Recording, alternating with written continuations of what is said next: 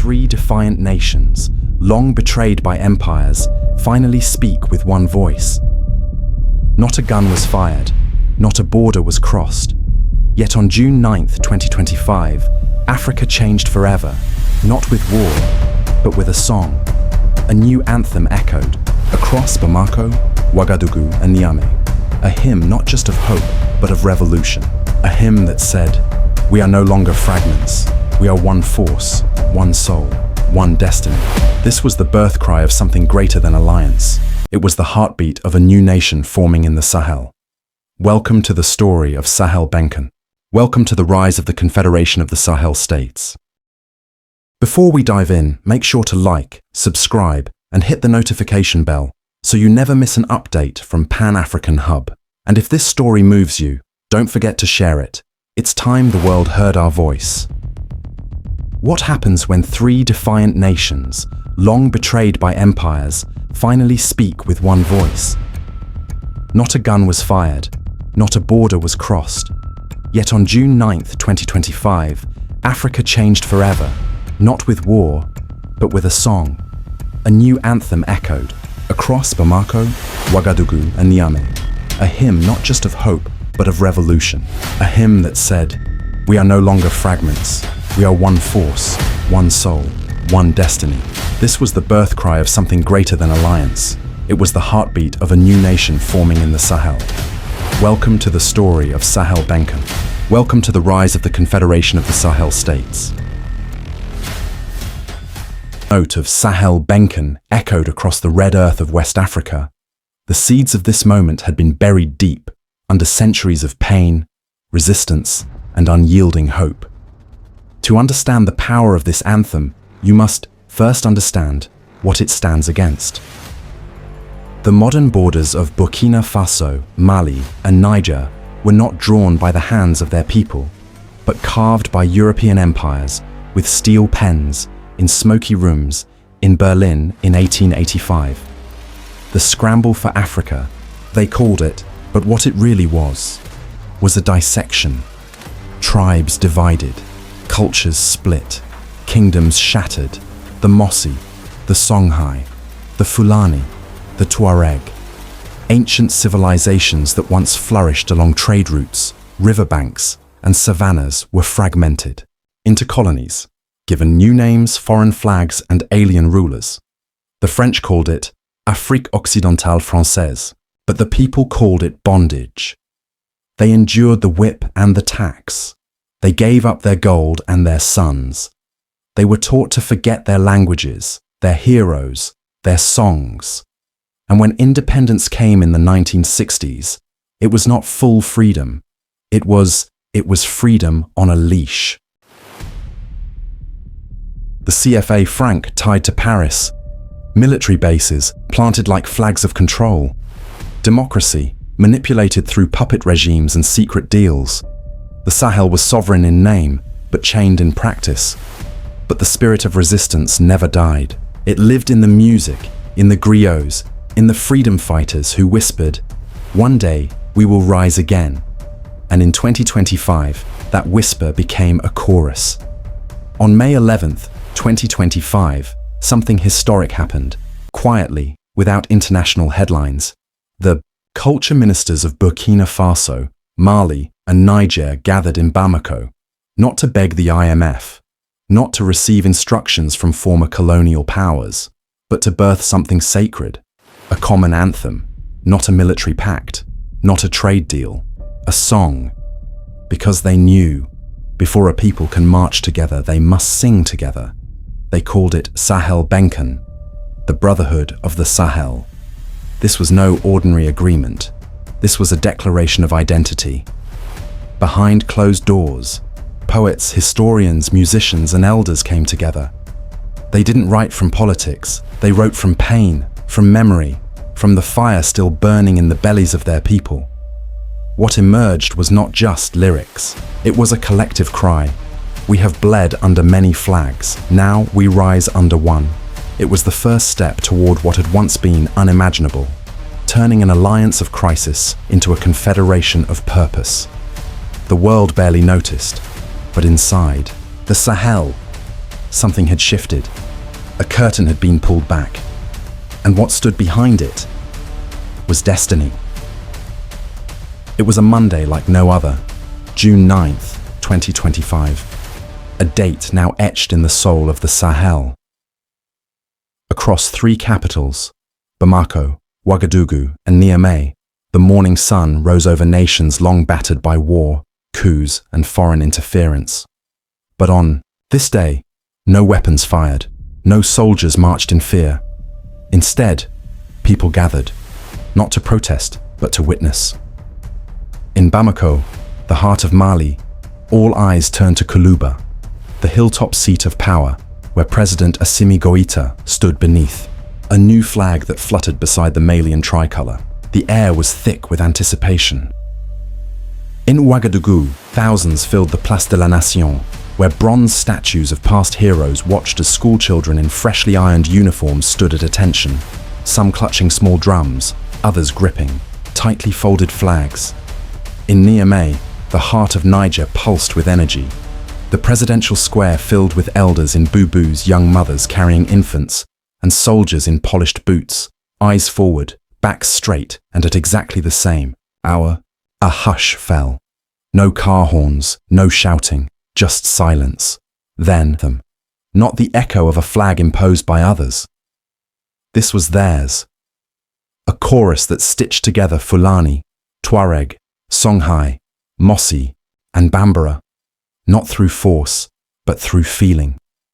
It was a sonic flag, woven not of fabric, but of history, grief, hope, and blood. And as the final note lingered in the air, a thought stirred. This is how nations are born.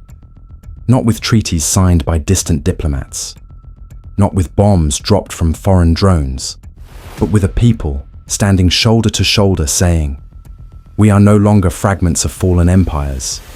We are the rising voice of a united Africa." It's easy to mistake an anthem for just a song, but in the Sahel, this one is something far deeper. Sahel Benkan is not merely a melody, it's a manifesto, a coded message, a warning, a vision. Every stanza, every note was crafted with intention. This was not the work of bureaucrats, it was the voice of griots, elders, and freedom dreamers. When the culture ministers of the three nations signed off on the anthem in May 2025 in Bamako, they did not simply ratify lyrics, they reclaimed narrative. The lines of the anthem speak of brotherhood, but not the fragile kind enforced by foreign pacts. They speak of shared struggle, of colonial scars that still burn, of the CFA franc, still a symbol of financial servitude, of soldiers who fell not for empire, but for sovereignty, of rivers and deserts that ignore borders but carry memory.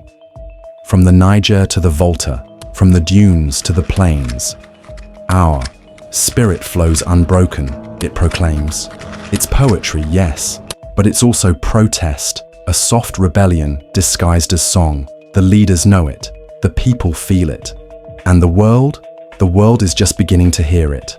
At the unveiling ceremony in Bamako, Mali's Prime Minister, Abdoulaye Maïga, didn't mince his words. Standing beneath the blazing sun, he announced that Sahel Benkan would become more than an anthem. It would be integrated into the school system of all three countries, taught in classrooms, played at morning assemblies, performed at sporting events and Confederation holidays. Why? Because this anthem is meant to reshape identity. For decades, young Africans were raised on foreign national anthems, echoes of the colonial playbook, songs that preached obedience, not pride. But now, a new generation will rise not under French flags, nor Western mandates, but under a banner born from their own soil. This is the anthem of a people who no longer ask permission to be free.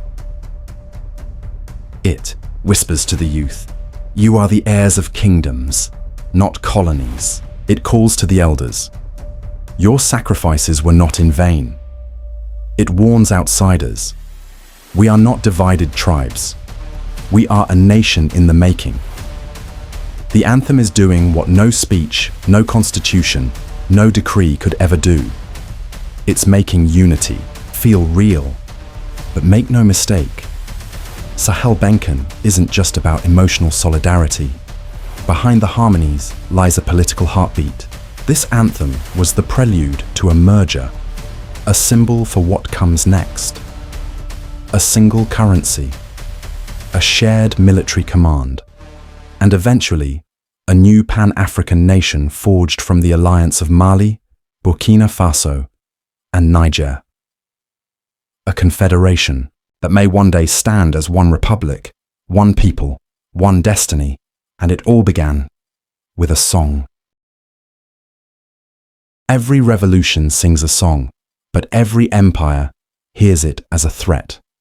From the moment Sahel Benkan echoed through the capitals of Mali, Burkina Faso, and Niger, ears pricked far beyond the Sahel. Not in celebration, but in alarm. In the gilded offices of Paris, Brussels, Washington, and beyond, the anthem was not just melody. It was a declaration of independence, far more dangerous than any coup, bullet, or protest. Because this time, unity wasn't just shouted in the streets. It was institutionalized. It had rhythm. It had a name. It had a flag. And most threatening of all, it had the hearts of the people. For centuries, colonial and post-colonial powers used one strategy more than any other: divide and rule.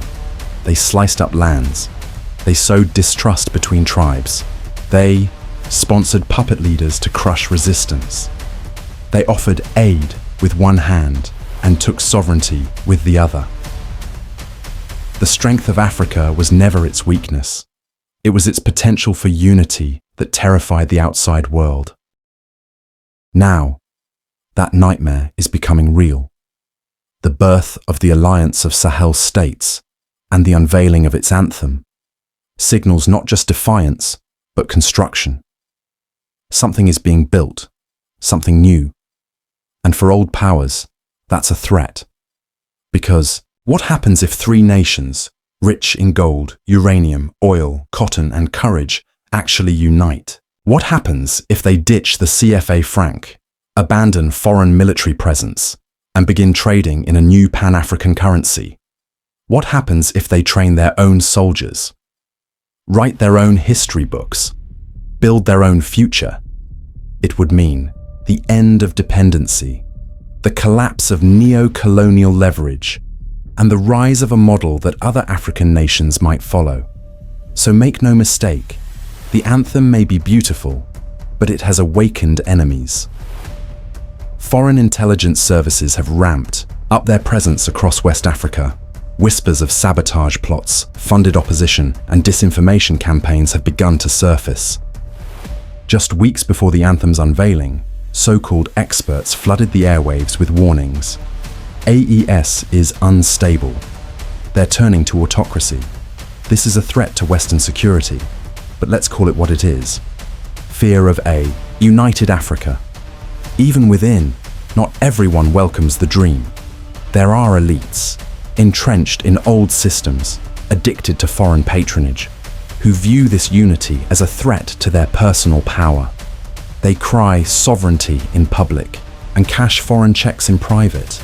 But the people, they see through the fog. They remember how many promises were broken, how many leaders bowed while pretending to stand, how many times they were told to wait, to be patient, to obey. No more. The anthem was not written for the comfortable. It was written for the child in a dusty classroom who has never felt pride in his flag, for the widow of a soldier who died defending a border drawn by colonizers, for the farmer whose land is rich but whose stomach is empty. This time, the people are not asking for permission. They are harmonizing, they are organizing, they are rising.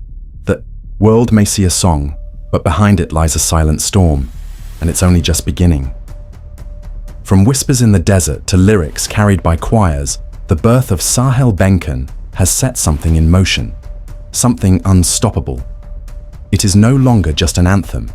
It is a roadmap toward sovereignty, toward self-reliance, toward a dream that once seemed impossible, a single nation forged from three. a new African republic born in the Sahel. Behind closed doors, plans are accelerating. Finance ministers are working day and night, crafting the blueprint for a new common currency, one that will break the chains of the CFA franc, a relic of colonial economics that has drained resources and dignity for generations. Military officials, once divided by artificial borders, are building a unified Sahelian command, training soldiers not as Burkinabe, Malian, or Nigerian, but as protectors of a shared destiny. Legal experts are debating the contours of a new constitution, one that honors African traditions, embraces modern governance, and prioritizes collective dignity over individual strongmen. And perhaps most importantly, teachers, artists, griots, and elders are working to weave a common cultural narrative. Because borders on a map mean little unless they are drawn in the hearts of the people. Already, in villages across the Sahel, children rise to sing Sahel Benkan at dawn, with hands over hearts, eyes shining, voices filled with something that was long stolen and now returns: pride. They don't see themselves as fragments anymore. They are a people becoming one. This is not the first time Africans have dreamed of unity. From Kwame Nkrumah to Thomas Sankara, from Patrice Lumumba to Modibo Keïta, the vision of a united Africa has always burned bright and always been attacked. But now, the pieces are moving. The dream is becoming structure. The anthem is becoming action. And yes, there will be setbacks. There will be sabotage, doubt, delays. There will be attempts, foreign and domestic, to divide, discredit, and derail this vision. But there is one thing empires fear above all, an idea whose time has come. The alliance of Sahel states is more than an agreement. It is an embryo of a Pan-African power, a child not born of convenience, but of shared struggle, of shared scars, of shared blood, and now of shared purpose. So as the anthem echoes across the plains, as three flags rise together under one sky, as one people take one step closer to one future, let it be known: a nation is waiting to be born, and no force on earth can silence a people who have found their voice. Sahel Benkan. One song, one spirit, one future. History is not written in silence. It is carved by footsteps marching together, by hands building together, by voices rising, note by note, into something unstoppable. The world heard a song on June 9th, 2025, but what they didn't hear was, if you feel the fire of sovereignty, then share this story. Like, subscribe, join the journey. Because the lions are walking, and history is watching.